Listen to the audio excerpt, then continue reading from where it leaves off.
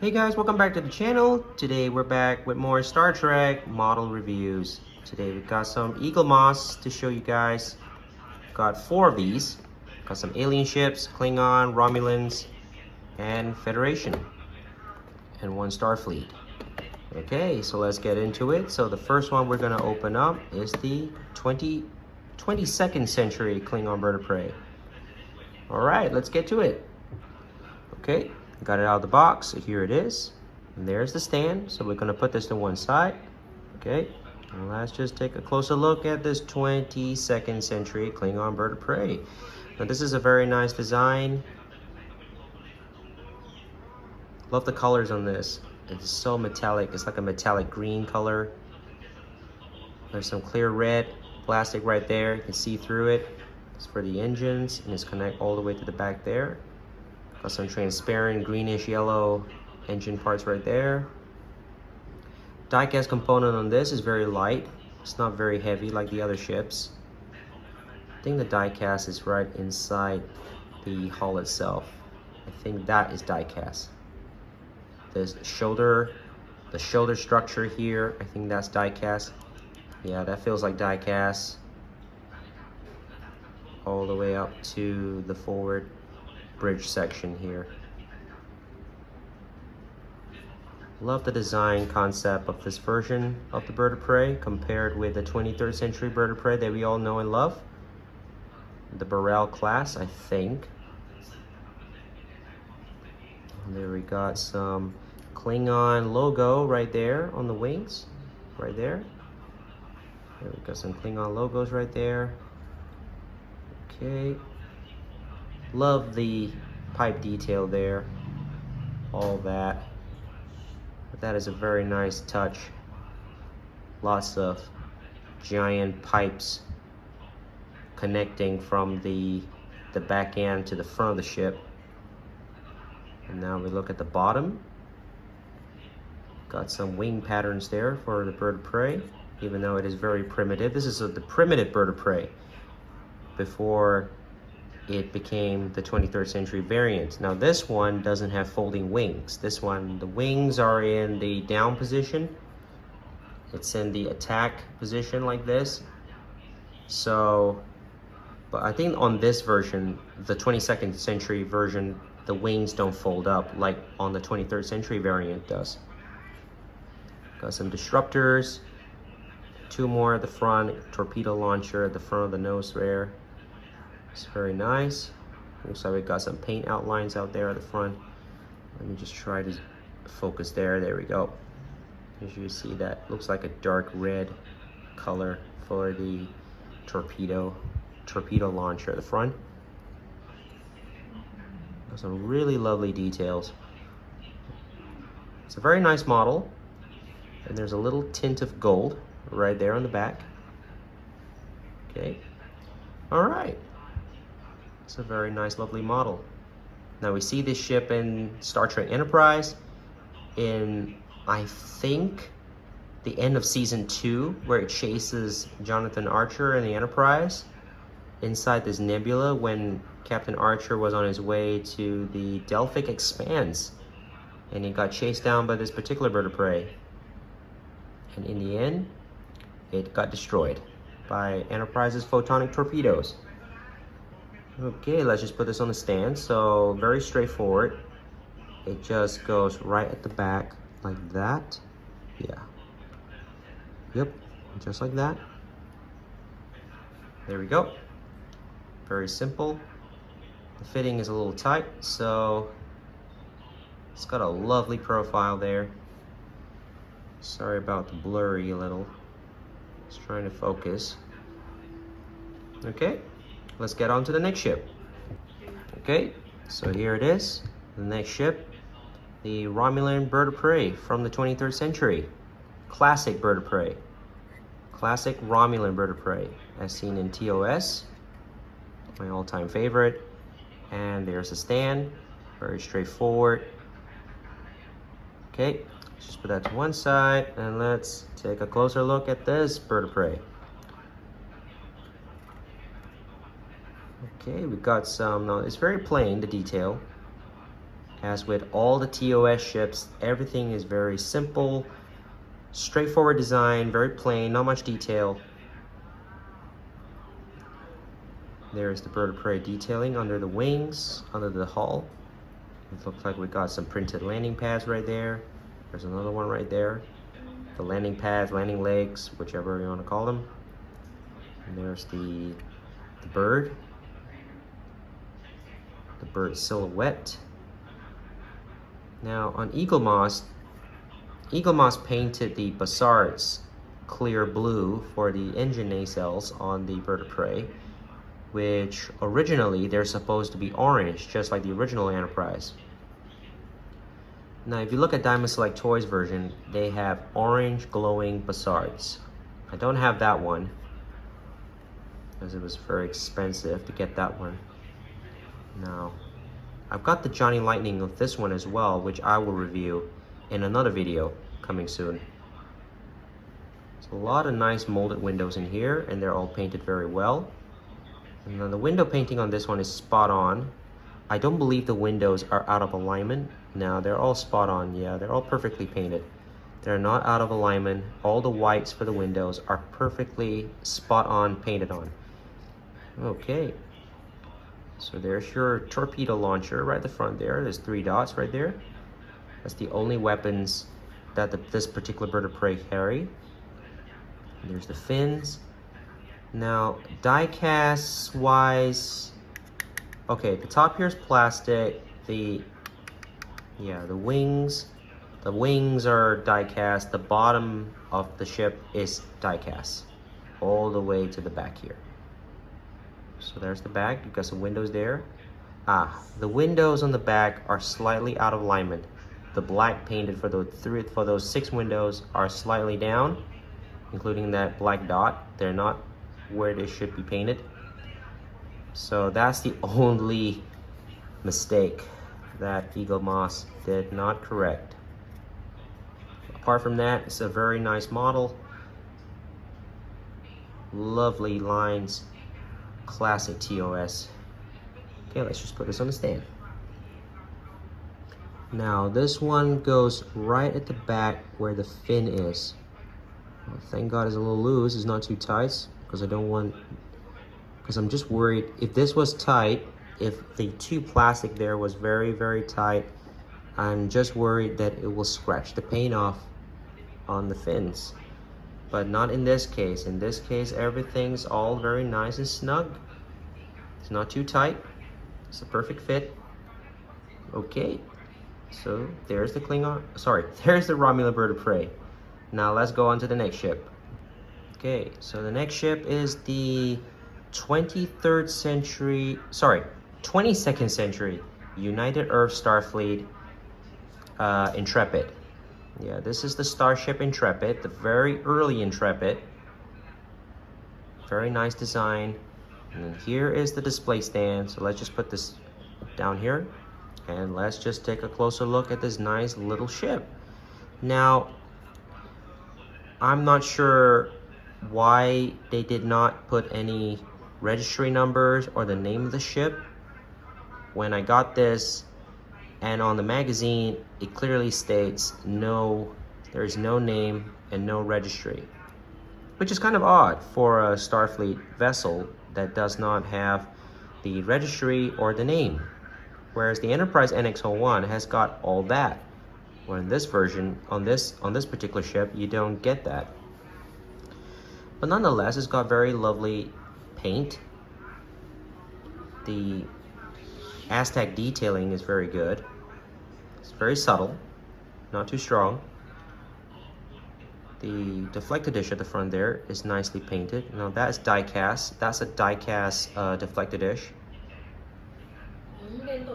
The rim of the saucer, all that is die cast.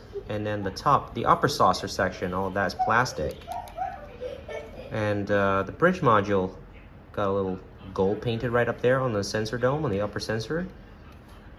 Nice clear red bassarts. All right. Now moving on, you can see the engine details there. Now there are no clear blue plastic in the engine warp grills, which I thought there might be, but there isn't on this one.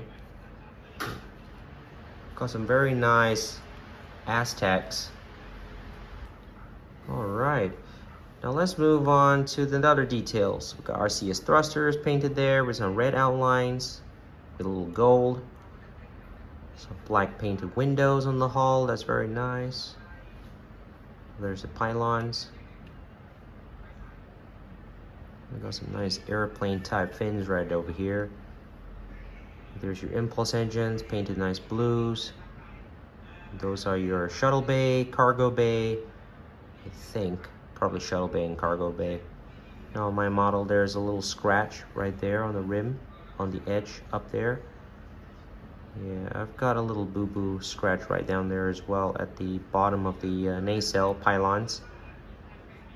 Got some nice red outlines there, reminiscent to the TOS Enterprise. Under the nacelles, they're also got these red bars right there, these red outlines. There's the back of the nacelles, it's painted gold. There's your lower sensor dome.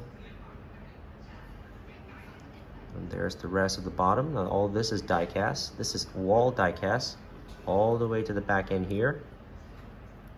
Now the pylons are plastic with the engines. I really wish the pylons were die cast as well, so it creates a more stable weight to the model. But most of the weight now is all at the front. This should be die cast, you know. I really wish they made that die cast. Okay. Got some torpedo launchers over there. There's 2 torpedo launchers. It's very nice. Now the design on the bottom of all this is it's the same as similar to the NX class. It's a nice, lovely little ship. Wow. Now, any of you got this ship? Now, this is a very nice model. If you don't have this model, I highly recommend it, even though it's missing a few details. I think it's meant to be this way. I'm not sure, but according to the magazine, there's no registry and no name on the top of the saucer. So I think they intentionally made it this way. All right, let's just put it on the stand. Now, this model, I think it goes through, yeah, it goes right here. Right where I think that's the warp governor right there. I think it goes in right there, like that, yeah. All right, okay, there we go. It's a little tight, and it's a nice snug fit. Okay, so there you have it, guys. It's got a nice profile at the front. Very NX class type ship, even though it's only half a saucer, which is a very interesting design. John Eves, his designs are very nice. He likes to go for half a saucer design concept on most of his ships. Sometimes full circle, and sometimes, well, half a saucer. All right. Now let's move on to the last ship, USS Centaur. Be right back. Okay, so here's the last ship of the day, USS Centaur, NCC 42043. Now this is a kitbash Starship design. It means the designers that built the ship, the model kit, the actual full-scale model, they use all sorts of models, you know, plastic kits to build a whole new ship. They use Excelsior class saucer, and they use what looks like a Miranda class torpedo module, and of course that looks like the wings there is part of the Miranda class roll bar. Yeah, the roll bar design. And then we have a whole new warp nacelle concept right there. There's your stand. Let's just put that right over there. Now let's admire the detail on this very lovely little ship. Now this one is a very nice ship. Eaglemoss has done a brilliant job on this one. The details are spot on. Love those Aztec patterns. They're just so crisp. It's like I don't know if you can see that. If you can see that, it's like light. When the light shines right on the Aztec patterns, they have a little shine to them. There's a little shiny glow to them. You can see that right there. You can see the little shine. But that's just fantastic. And there's a lot of light, very light gray block patterns right there. And we've got Excelsior type phaser banks right there. It's painted gold. They're very tiny, tiny little rectangular bars right there for the phasers. Well, the saucer section is literally Excelsior class, except for that front right there. That part there is supposed to be the back end of the Excelsior class. Now we can do a side-by-side comparison with the Excelsior class. Now before we get to that, let's just admire more of this detail right here. As I said, that part there at the front, that's supposed to be the forward, that's supposed to be a shuttle bay right there. And if we remember the shape here, this goes at the very back end of the secondary hull of the Excelsior class. And we've got Excelsior class type bridge right there. Got some nice gold right there. Got the warp. What are those? The engine, little impulse engine details right there. The impulse crystals, I think that's what they're called. And we've got these extra ones right here at the back, which they add on. Now there are no fins. Now there are no fins right here, just like on the Excelsior class.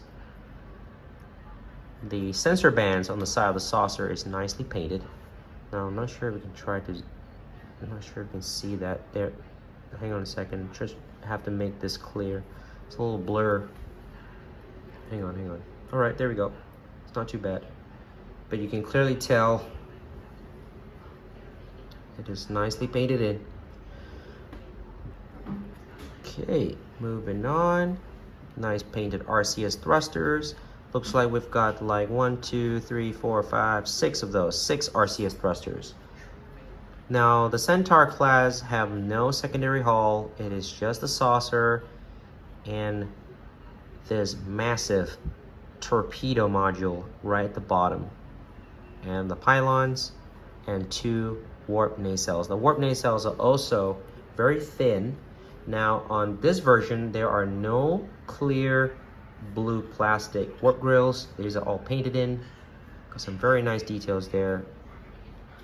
There's a red line up top there. It looks like we've got the Centaurs. Yeah, we've got the registry printed right on the nacelles. There's your Bassart collector, which is gray. Now moving on to the bottom of the ship. Same as the top. Got some very lovely Aztec details there. There's a lot of kit bashing going on here. We've got a lot of add-on plastic parts, add-on little parts there. Not sure what those are supposed to be. There's your registry. There's your phaser banks. Looks like we got 5 of them. Okay, that's a lower sensor dome. Okay. And we've got this dark gray ring band that goes right under there, just like on the Excelsior class. The torpedo module is also very nicely done. Now this is a Miranda class derive, and they just put it right onto this model. We've got some orange painted torpedo tubes there. Got some circular details there, rectangular bands there. There's the top of the pylons. So the Centaur class has got 4 tubes, 4 torpedo tubes. Let's try to focus on that. Yeah, there's 4 torpedo tubes. There's 2 at the front and 2 at the back, and 2 impulse engines. Nicely painted red right there. Got some very good details all the way around. It's a lovely ship. Okay. All right. So let's just put this on a stand. And we're done for the day. Okay, now this is very straightforward. The stand goes right into the pylons themselves. Hang on a second, let me see if I can get this in. Yeah, there we go, right there. There's a very tight fit. So you gotta be, yeah, it's a little tight, so you gotta be very careful with this. So I'm not gonna push it all the way in because I don't want to scratch any of the paint off. So I'm just gonna do it like that. It's not all the way in, but just to show you guys what it will look like if it's on the stand. Okay, so there you go. It's got a very wonderful profile. For a kitbash Starship, this is actually one of the best ones. Okay. All right, let's just do a quick zoom in on these ships. Okay, so there you go, guys. There's the 4 ships that we've reviewed for today. Klingon Bird of Prey, Romulan Bird of Prey, USS Centaur, Intrepid. So I hope you guys liked this video today, and please leave a like and subscribe to the channel, and we'll see you guys again next time. Cheers, guys, and have a great one.